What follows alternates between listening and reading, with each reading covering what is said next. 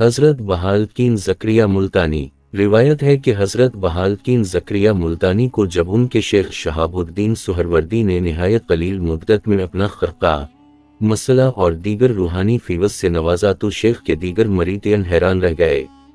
شیخ کی موجودگی میں تو کسی کو لب کشائی کی جرأت نہ ہو سکی، مگر پس پردہ وہ ایک دوسرے سے شکایتی لہجے میں کہنے لگے۔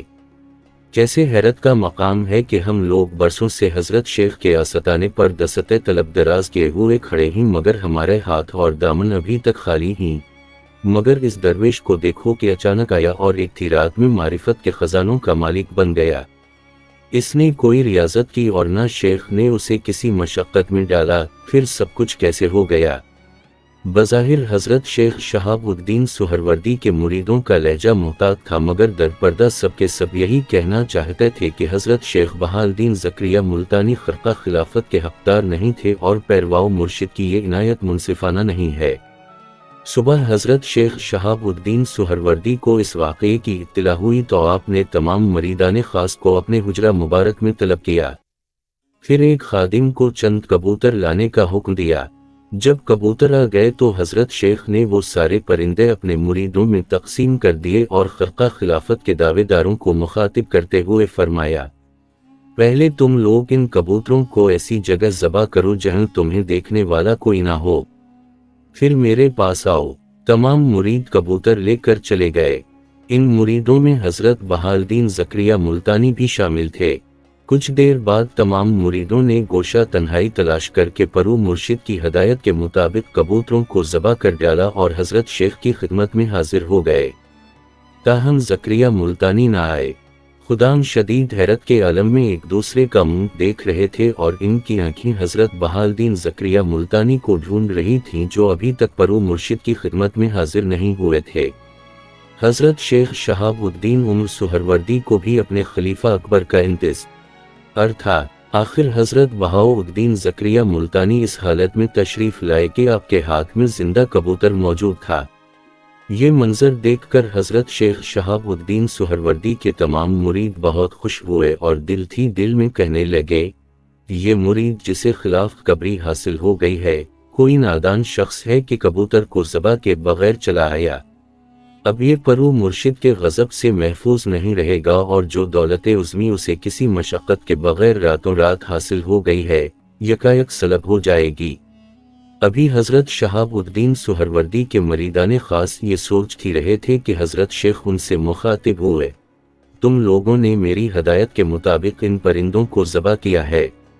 شیخ محترم، اس میں کیا شک ہے؟ تمام مریدان خاص نے بیک زبان عرض کیا، ہم تو پرو مرشد کی نافرمانی کا تصور بھی نہیں کر سکتے۔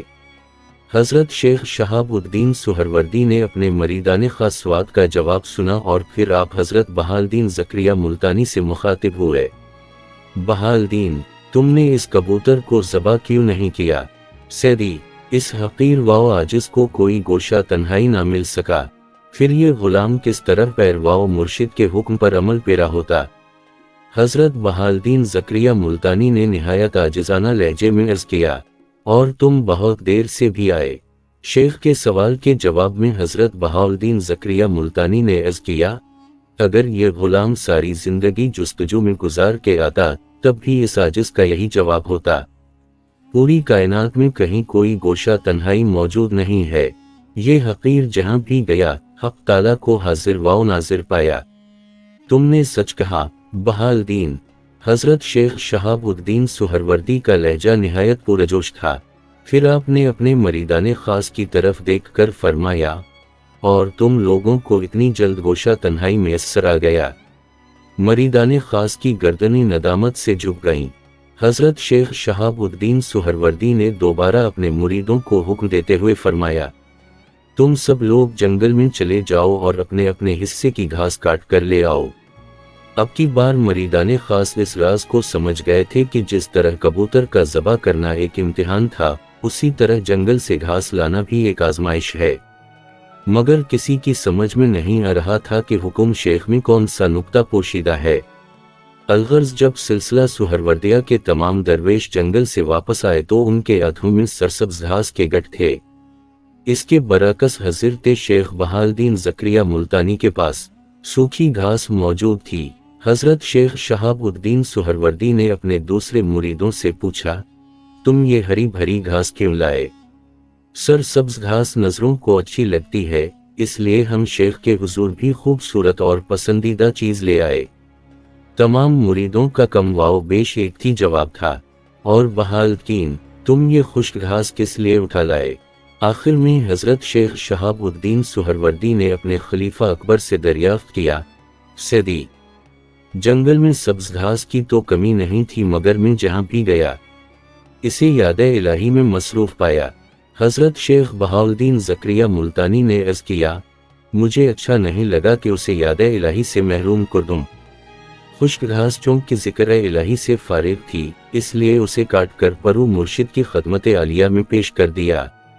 अपने खलीफा अकबर का जवाब सुनकर हजरत शेख शहाबुद्दीन सुहरवर्दी ने तबसम फरमाया और फिर दूसरे मुरीदों से मुखातिब हुए, अब तुम लोगों की समझ में आया कि हजरत बहालकीन ज़करिया मुल्तानी को खिलाफ कबरी क्यों दी गई है। तमाम मुरीद हैरान वाओ परेशान थे। उन्हें हजरत शेख बहालकीन ज़करिया मुल्तानी के जन की रसाई और नुक्ता आफरीनी का अंदाज़ा तो हो गया था, मगर वो परू मुर्शिद के सवाल का जवाब देने से कासिर थे। आखिर कुछ देर बाद हजरत शेख शहाबुद्दीन सुहरवर्दी ने मारिफत के इस राज की अक़ीदा कुशाई करते हुए फरमाया, मुरीद पर लाजिम है कि वो मुर्शिद के फैसले से इख्तिलाफ न करे और अपने दिल और दिमाग को अंदेशों के गुबार से आलूदा न होने दे। दोस्तों, तुम सब गीली लकड़ी की मानिंद हो जिस पर आग जल्दी असर नहीं करती। इसे जलाने के लिए शदीद मेहनत दरकार होती है। बहालकीन मुल्तानी सूखी लकड़ी की तरह था कि एक ही घूंट में भड़क उठा और इश्क़ इलाही की आग ने उसे अपनी लपेट में ले लिया। हजरत शेख शहाबुद्दीन सुहरवर्दी के वो तमाम मुरीद जो पैरवाओ मुर्शिद के फैसले पर मोतरिज थे और हजरत बहालकीन ज़करिया मुल्तानी को खिलाफ कबरी का मुस्तहिक नहीं समझते थे, नादिम वाओ शर्मिसार नजर आने लगे। हक व हकदार रसीद।